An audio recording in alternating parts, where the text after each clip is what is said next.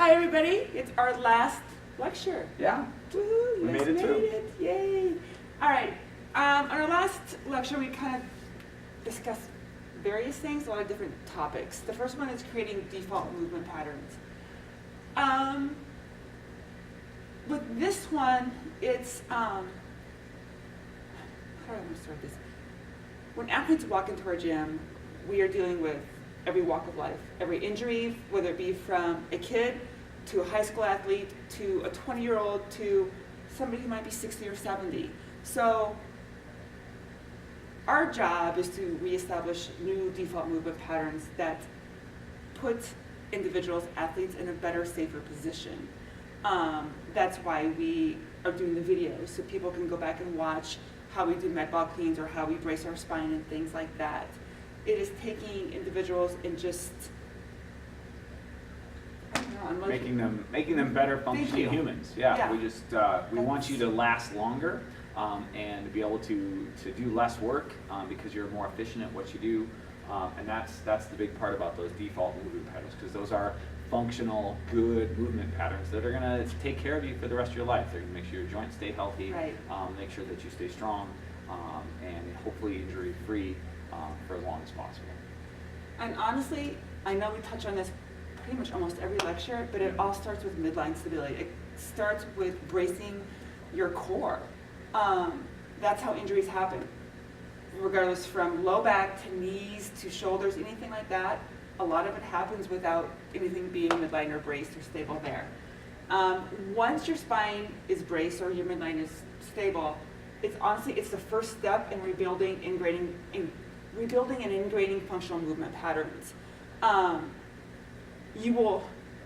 Something happens, like you will begin to feel different when you start this transition into CrossFit. Once you've been here for a couple weeks to a month, you will know when your midline is not braced. You will go, wow, that felt awful. I could feel my spine curling or moving and not in the right position.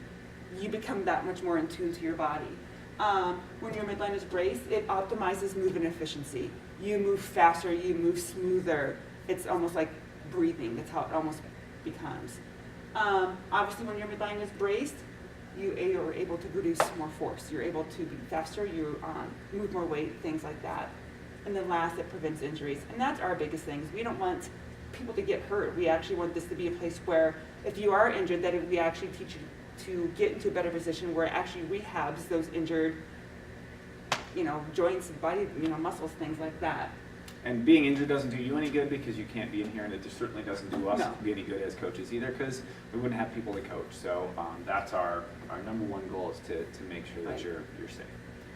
And John touched on this part a little bit a couple lectures ago. Mm-hmm. The great thing about being in a CrossFit gym or our gym is that we can place you under a point of stress, to a point of losing technique, but it's in such a controlled environment. We can stop you and say, no, we need to reposition your legs, get your knees out, your head needs to be neutral, or you need to rebrace your spine. We can stop and control that movement. And here, life, it's not like that.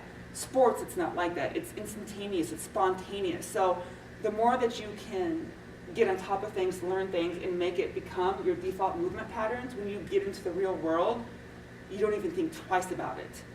That's what I love about this. So hopefully, over the last couple weeks, you've been getting more comfortable at the gym. We're really excited to have you to be part of our tribe, part of our CrossFit family.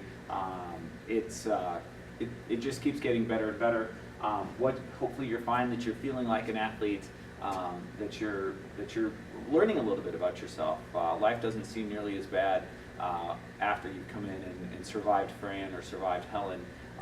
Some of the other things in life don't seem nearly as big a deal. So that's part of what we talk about. Darcy's got a favorite saying she likes to talk about.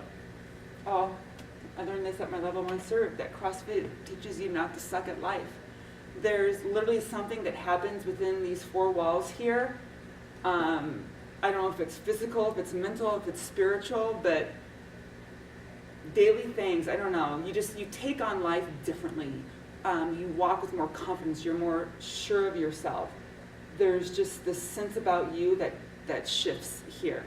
And so that's the part that we get excited to see because we notice it. When it starts shifting for people, we notice it right away. So we can't wait for that transition and that shift to happen for you.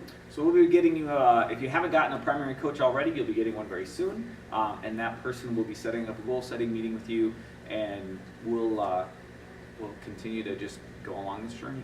Thanks. Thank you. Pow! Okay, last skill session that we got here, and this is on the snatch. It's one of the Olympic lifts, probably one of our favorite lifts. You either love it or hate it, or a little bit of both. So when we set up for the snatch, the first thing we need to do is establish our snatch grip. So Darcy's going to do that real quick. She's going to take one knee, put it up high. We call this the pocket, which is that space between your thigh and your torso. Or you can bend over. Yeah, you can bend over and find that pocket as well. But once she finds that position, she's going to put her arms straight and as wide as on the bar as we can. Now, Darcy's got a hook grip. So if you look at her fingers, she's got that thumb at a 90-degree angle and that first finger over the top. It might be a little uncomfortable at first, but that's a grip where the bar is not going to slip out of the hand. One of the things we need to be able to do before we can snatch is what we call a shoulder dislocate. So she's going to take that and go all the way around. She's a little tight this morning, that's okay. That'll loosen up as we go.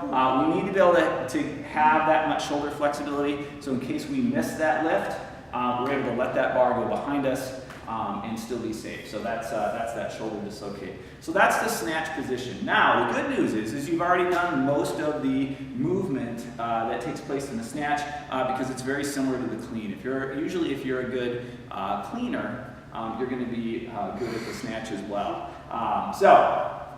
We're going to have Darcy set up in her jumping stance. We're going to go a hang snatch today.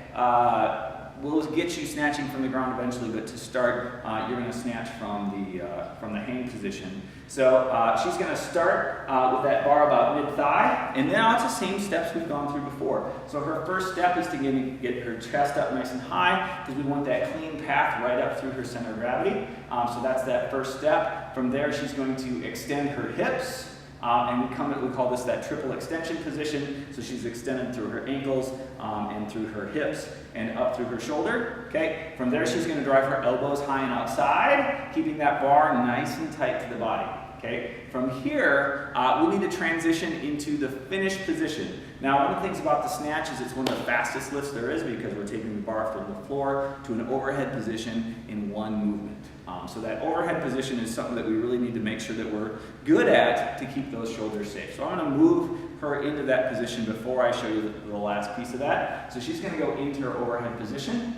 Okay, one of the things she wants to do is make sure her palms are to the sky and she's pushing up as well as she can. Her shoulders are in a nice active position. Can you rotate around so folks can see her back? So here she is. You can see the shoulders are back. The heads of her humerus are down in that shoulder socket, and if I push down, she's nice and stable. So that's that overhead catch position. And again, palms are to the sky a little bit. There we go. So when she turns back around, you can see her armpits are open, and that's what we want to see. We should see these inside part of the arm. So that's her finished position. So let's have her go back down to the bottom, and we'll go through these steps one more time. So we're going to go chest up, triple extension, good. We call that the downward finish position. Elbows high and outside, the bar's tight to the body. And now she's going to just rebend her legs and get into that finish position. Now, ideally, we want to drop under the bar enough that those elbows are locked out on the catch. So let's see a good lockout. Go ahead at full speed. Good. And now let's see Darcy press one out. So maybe she didn't get the bar up high enough, or she didn't dip far enough, and she didn't get the bar high enough to lock out her elbows, and now she's going to have to press that up. So that's still a good rep, but not the clean form that we want to have. It's not efficient. So yep. The last thing I want to show you is another variation of the squat, and that's from that overhead position. We need to be able to snatch that bar up to get there. So she's here, and now she's going to do what is called an overhead squat. So she's going to widen out her feet into a squat stance. Her hips are going to drive back, and she's in that overhead position. Now you can see that it's really important that she keeps her chest up and that she's got some shoulder flexibility and her hips are back, Because if she's not able to do that, go ahead and pretend you have tight hips. Pretend. And have to come forward with your chest. Okay, and you can see now this barbell, and then can you turn sideways, sorry.